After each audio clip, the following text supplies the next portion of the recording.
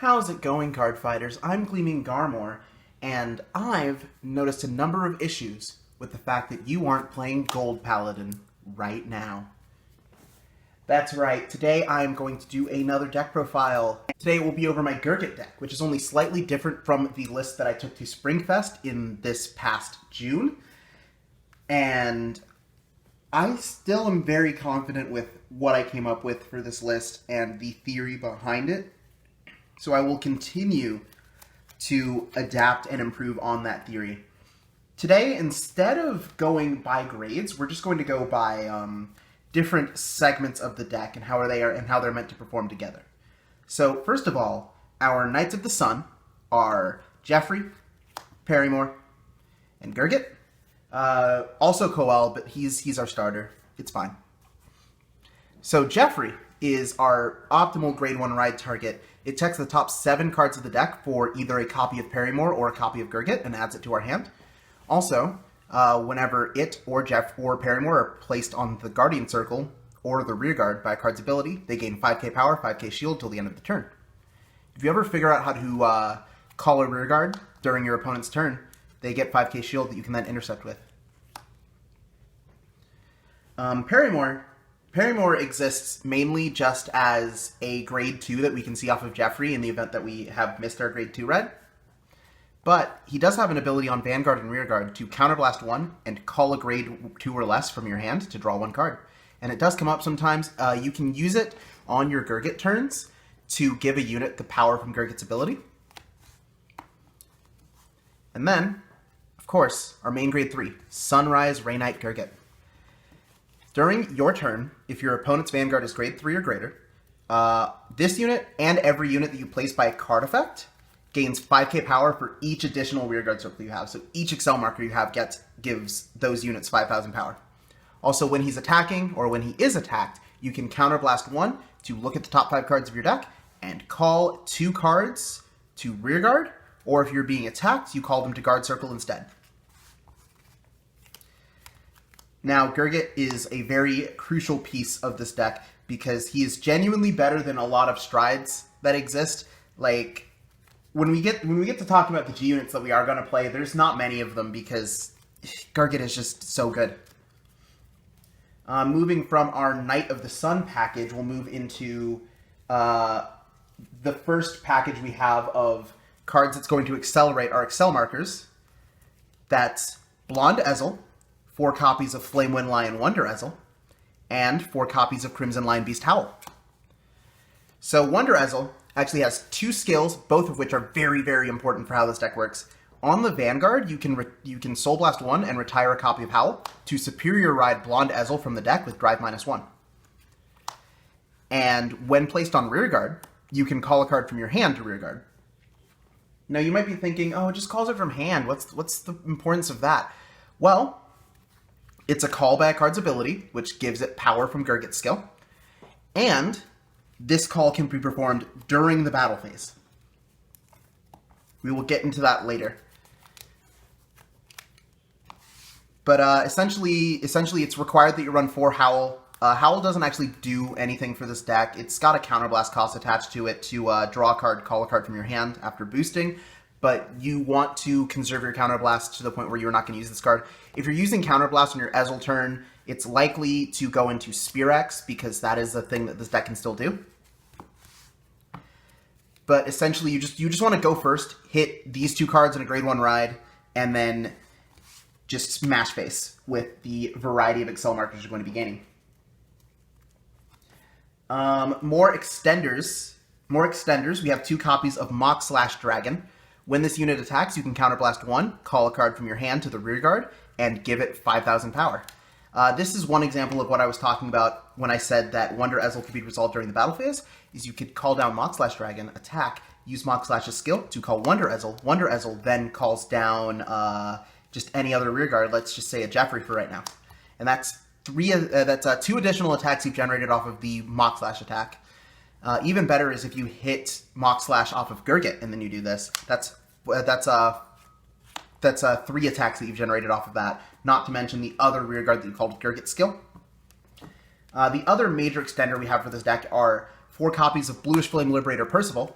because if you guys played V format towards the end of it, you will probably already know the terror that Gurguit plus Percival unleashes upon the world, but they only restricted Percival and Gurguit in V.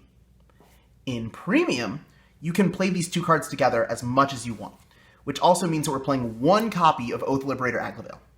Now, the Aglavale is at 1 because Percival can fetch it from either the deck or the drop zone. So even if you draw the Aglavale, if you call down Percival, you can discard Aglavale to counterblast 1, create an imaginary gift Excel, and then you call the Aglavale from the drop zone.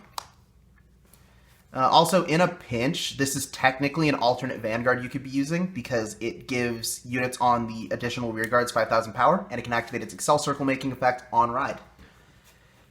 Aglavale is so good because when it attacks, you put another rearguard into your soul, and Aglavale gains 10k power, and you return it to your hand at the end of the battle.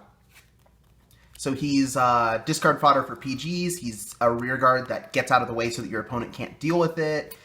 He's a lot of things that are very, very crucial to this deck. Then we've got our resource engine, which are 4 Listener of Truth Dindrains, and 1 Knight of War Damage Fasado. Dindrain, when placed by your card's ability, can Soul Blast 1 to either draw you a card or countercharge 1 and gain 3k power. I say this every time I do a deck profile, including Dindrain, because some people just don't know how to read this card still. You do not gain 3k power if you choose to draw a card. You only gain 3k power if you countercharge. And then Knight of War Damage Fasado is a card from DBTO1 that, first of all, it has resist, and second of all, when it hits, you countercharge 1 and soul charge 1. And if you call this off of, say, Gurgit's skill or Aglavale, or not Aglavale, sorry, Wonder Ezel or Mock Slash, then you are threatening your opponent with a huge number. You can even swing at a rearguard. Also, it's a 13k grade 3, which is the only one we get to play in this deck because Gold Paladin is an Excel clan and not a Force clan. But you can even threaten rearguards with this card, and then your opponent is forced to commit to guarding their rearguard. Else, you countercharge and soul charge, allowing you to resolve 1 more Percival, or 1 more Gurguit, or 1 more Mock Slash. And that spells disaster for them. The only other normal unit we're playing in the deck are 3 copies of Dawning Knight Gorbaduke, who is our Gold Paladin Grade 3 Searcher. His continuous ability that gives him 5,000 power is if you have called 2 or more rearguards this turn. Oh, hold on. Yeah, it's if... I thought for a second that it just said if 2 or more rearguards were called this turn and left out your, and I was about to be very confused because it meant that, because that would have meant that if your opponent used, like, Rain Breath Dragon, it would have gotten a buff, but that's not the case. It has to be your rearguards. As for our trigger lineup, there is one little spicy thing I'm including in the trigger lineup. First of all, we've got our over trigger, Amartanoa, who, if you aren't familiar yet, gives 100 million power on drive check, and if you drive check it, your rearguards perform drive checks this turn, which is a massive boon to your hand size and your potential to just kill your opponent outright. It goes even better with our 3 stand triggers, Ketchgall Liberator. Ketchgall is actually an effect stand trigger. The only triggers we're playing that don't have effects are our heals, which will be replaced with Heal Guardians once Claim Collection drops. But Ketchgall, when placed from deck onto the rearguard, returns to the bottom of the deck, checks top 3 for any card not named Ketchgall Liberator, and calls it to an open rearguard circle. And then you shuffle. So Ketchgall serves a dual purpose in this deck of restanding your big, beefy units called by Gurgit's skill, and being a way to dig deeper into your deck if you don't like what you see off of Gurgit's skill. Of course, we're playing draw PGs. I do believe for Springfest I played Crit Sentinels, and I regretted it because I genuinely missed the draw power and the ability to PG at all. And then we are playing 4 copies of Gold Garnish Lion, who is the Stride Fodder critical trigger, because every once in a while we are going to stride, so it's good to have at least some degree of easy access to those stride units. And then, of course, the heal triggers, which, once Heal Guardians come out, these will also be stride fodders, crazy enough. Now, let's talk about the big three. The big three of Gold Paladin G units that are pretty much the only ones I went into for the whole event and in any playtesting I've done since. Golden Dragon, Spear X Dragon. In the G zone, if your Vanguard is grade 3, on Unite, which means if you've called 2 or more units this turn, Counterblast 2, and discard a card from your hand to stride this card from face down.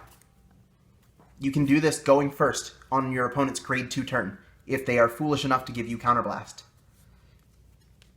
And then, he also has an act ability on the Vanguard circle that's once per turn. You Soul Blast 1, you turn a unit in your G-Zone face up, and then you check the top 5 cards of your deck and call 2 of them to separate rearguard circles, and shuffle the deck. The only other stride we go into on the offense, and we go into it very rarely, it simply exists to give us card economy, is Master Swordsman of First Light, Gurguit Helios. Gurguit Helios has an act ability that is a Unite, where you flip over another copy of Gurguit Helios in your G-Zone, and then he gains Strive +1. And the reason that we use Gurguit Helios for the Strive +1 is for events in which we don't want to do our full Gurguit combo onto our opponent yet, because we know we can't kill them yet. Instead, we just want to deal like maybe 1-2 damage and recoup cards in hand so that we can defend for the following turn. It only really exists as an option for when we need to be less aggressive.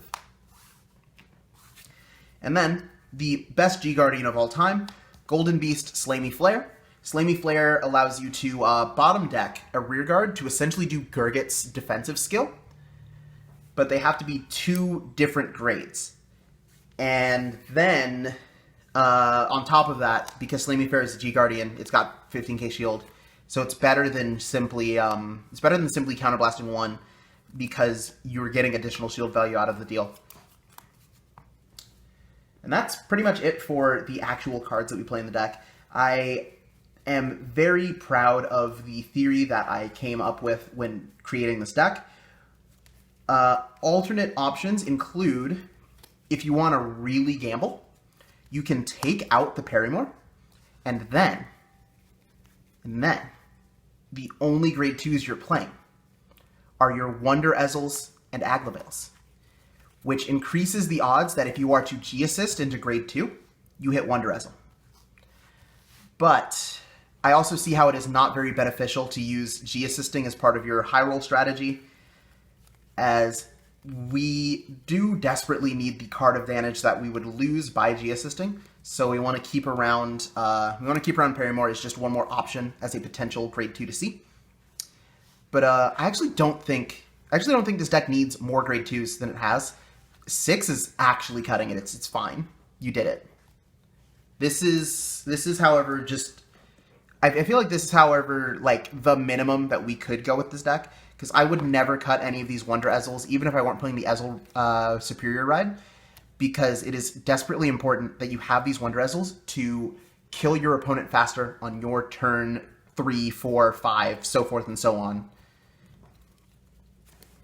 And it should not be underestimated the massive amount of attacks this deck can put out, as especially if you hit the Ezzle Superior Red, you have the 1, and then Resolving Percival is 2, Riding Gurguit is 3. If you resolve a second Percival, 4 Excel circles.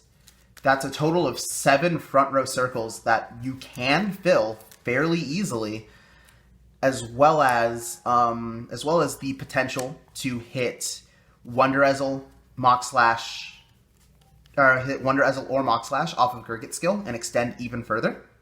I am in love with this deck's combo potential. This is pretty much what I think of when I think of Vanguard combo deck, is because Vanguard is such a battle phase focused game, yes? It's about these long attack strings and these optimal, like, oh, I'm gonna go 14, 17, 19, 24, and just making sure that you sequence these attacks that are multiple and large in an order that your opponent has no recourse in terms of guarding them. You essentially just go in and you attack and you attack and you don't let up until you've either won or lost. And I think that is just beautiful. That's enough out of me. I'll see you guys some other time.